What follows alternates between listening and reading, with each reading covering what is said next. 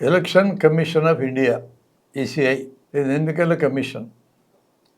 మన దేశంలో 5 ఏళ్ళకు ఒకసారి జరిగే ఎన్నికల్ని పర్యవేక్షించే ఈ సంస్థ పేరు ఎన్నికల కమిషన్.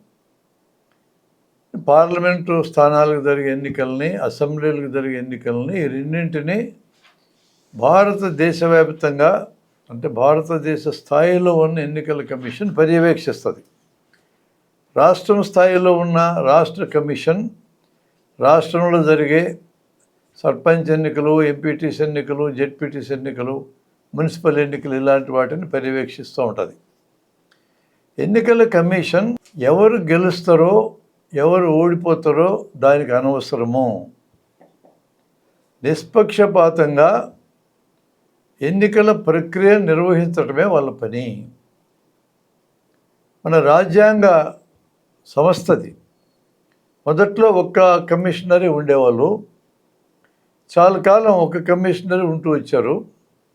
దాదాపుగా ఎన్నికల కమిషనర్ మీద ప్రజలకి ఫిర్యాదులు ఏమీ లేవు. మొదట్లో నెమ్మదిగా రాజకీయ పార్టీల్లో స్వతంత్ర పోరాటం నాటి ఆదర్శవాద స్ఫూర్తి అంతా తగ్గడం మొదలెట్టినాక ఎన్నికల్లో కూడా మాకు అనుకూలంగా జరిగితే బాగుండు కదా అనే కోరికలు రాజకీయ పార్టీలకు వచ్చినప్పుడు ఎన్నికల కమిషనర్ యొక్క ప్రవర్తన పాక్షికత చోటు చేసుకుంటున్నది అనే అనుమానం వచ్చే అవకాశం వచ్చింది. కానీ మొదట్లో ప్రధానమంత్రి ఎన్నికల కమిషనర్ని చెప్పేవాడు. రాజ్యాంగం ప్రకారం అయితే ఇందుకోసం ఒక చట్టం జరగాల, ఆ చట్టం ప్రకారం ఎన్నికల కమిషన్ ఏర్పాటు చేయాలనే ఒక భావన ఉండేది. కానీ అట్లాంటిదేం జరగాల. ప్రధానమంత్రి ఎంపిక చేసేటోడు ప్రధానమంత్రి ఎంపిక చేసిన బై అండ్ లార్జ్ సరిగానే ఉండేది. ఇందిరాగాంధీ ఎంపిక చేసిన ఆయన టిఎన్ శేషన్, ఆయన కాలంలో నేను దేశ ప్రెసిడెంట్కి జవాబుదారీ, పార్లమెంటుకి జవాబుదారీ, ఈ దేశ ప్రజలకు జవాబుదారీ అన్నాడు. అంతేగాని ప్రభుత్వానికో ప్రధానమంత్రికో మంత్రివర్గానికో క్యాబినెట్కి జవాబుదారీ చెప్పలేన. అంటే మన రాజ్యాంగం ఏం కోరుకుందో ఆ ప్రకారం ఎన్నికల కమిషన్కు ఉండే సర్వాధికారాలు వాడుకుని ఆయన టైంలో జరిగిన ఎన్నికలలో విపరీతంగా ప్రచారం చేసి ధ్వని కాలుష్యం ఏ పార్టీలు చేసి అనుమతించలేదు. గోడలన్నీ ఖరాబుగా రాస్తే అనుమతించలేదు. కులాన్ని కానీ మతాన్ని కానీ ఎవరైనా రెచ్చగొట్టే ఉపన్యాసాలు ఇస్తే అనుమతించలేదు. వార్నింగ్ ఇచ్చాడు. వార్నింగ్కి అనుగుణంగా వాళ్ళు మానకపోతే అభ్యర్థిత్వం కూడా రద్దు చేస్తే జాగ్రత్త అని భయపెట్టినాడు. నియంతలాగా ప్రవర్తించడానికి రాజకీయ పార్టీలు అన్నాయి.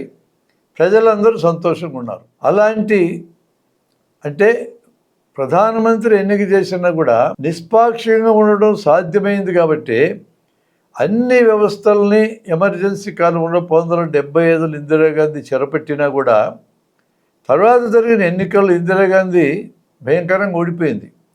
ఎన్నికల వ్యవస్థను కూడా ఆమె మ్యానిపులేట్ చేసి ఉంటే గెలిచి ఉండేదేమో. కాబట్టి ఆ రోజుకి కూడా ఎన్నికల వ్యవస్థ మీద మనకు అనుమానం లేదు. ప్రధానమంత్రి ఎన్నిక చేసినా కూడా. కానీ 2024లో తయారైన ఎన్నికల వ్యవస్థ మీద మనకు అనుమానం రావడానికి కారణం ఏంటి? 3 ఉంటారు కమిషనర్లు.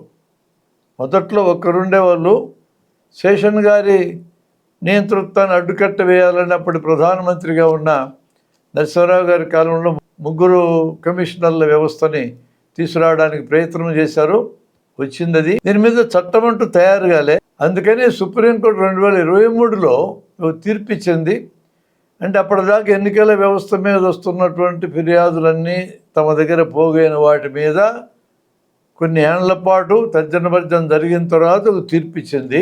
ఎన్నికల కమిషనర్లని నియమించే ఆ 3 సభ్యుల కమిటీలో ప్రధానమంత్రి ఉండాలి, అపోజిషన్ లీడర్ ఉండాలి, సుప్రీంకోర్టు ప్రధాన న్యాయమూర్తి ఉండాలని తీర్పు. అలా ఎందుకు ఇచ్చిందంటే ప్రధానమంత్రి తనకు అనుకూలమైన వ్యక్తులు కమిషనర్లు ఉండాలని కోరుకునే అవకాశం ఉన్నది. అపోజిషన్ లీడరు తమకు అనుకూలమైన వ్యక్తులు కమిషనర్లుగా ఉంటే బాగుండు అని ప్రవర్తించే అవకాశం ఉంది.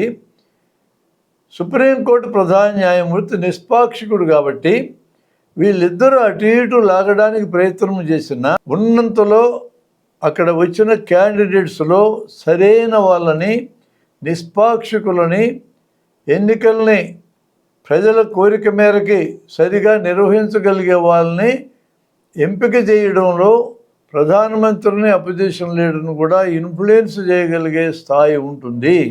అది ఒక ఇండిపెండెంట్ వ్యవస్థ కాబట్టి అందువల్ల ప్రధాన న్యాయమూర్తి ఉండాలన్నారు. సలహా అయితే బాగానే ఉంది. కానీ 2023లో తీర్పిచ్చి మీరు పార్లమెంట్లోకి చట్టం చేసేదాకా ఈ తీర్పు అమల్లో ఉంటుంది అన్నది సుప్రీంకోర్టు. ఆగమేఘాల మీద కేంద్ర ప్రభుత్వం 2023 డిసెంబర్లో బిల్లు పెట్టి 24 జనవరి 1 అమలు చేసింది. ఈ 3 సభ్యుల కమిటీ ఎవరు ఉండాలా? సుప్రీంకోర్టు చెప్పింది అలా. ఎవరు ఉండాలని వీళ్ళు ఆచరణలో చట్టం చేశారంటే ప్రధానమంత్రి ఉంటారు, అపోజిషన్ లీడర్ కూడా ఉంటాడు, ప్రధానమంత్రి ఎంపిక చేసిన ఒక మంత్రి ఉంటాడు. ఏంటి దీని అర్థం? ప్రభుత్వానికి అనుకూలులు 2 ఉంటారు, ప్రభుత్వానికి వ్యతిరేకులు 1 ఉంటారు. న్యూట్రల్గా ఉండే వ్యక్తి ఉండరు. ఇక ఈ 3 ఎంపిక చేసే కమిటీలు ఉంటారని చట్టం చేయగానే దీని మీద సుప్రీంకోర్టుకు మళ్ళీ వెళ్ళారు. కానీ తెలుసు కదా కోర్టుల్లో కేసులు ఎన్నాళ్ళు పడుతుందో. ఈ లోపల జనవరిలో చట్టం చేశారు. మార్చి, ఏప్రిల్ ఆ ప్రాంతాల్లో ఎన్నికలు రావాలి, పార్లమెంట్ ఎన్నికలు. ఈ లోపున పెద్ద షెడ్యూల్ తయారు చేయబడింది. ఒక కమిషనర్ రాజీనామా చేశాడు, ఒక ఆయన రిటైర్ అయినాడు, 1 మిగిలారు. మిగతా 2 కమిషనర్ని ఇమీడియట్గా నియమించాలని అనుకున్నారు. 2 ఉన్నారు. ఇక్కడ ప్రధానమంత్రి, ఆయన ఎంపిక చేసిన మంత్రి, అపోజిషన్ లీడర్ కబురు పెట్టారు. 24 గంటల్లో కమిషనర్ని ఎంపిక చేయాలని ఇంత పొడుగు లిస్ట్ ఇచ్చారు ఆయనకి. 24 గంటల్లో ఈ కమిషనర్ల యొక్క పూర్వపరాలు నేను ఎక్కడ పరిశీలిస్తాను, నా వల్ల కాదని చెప్పిన ఆయన బాయ్కాట్ చేశాడు. 2 పండగ చేసుకున్నారు.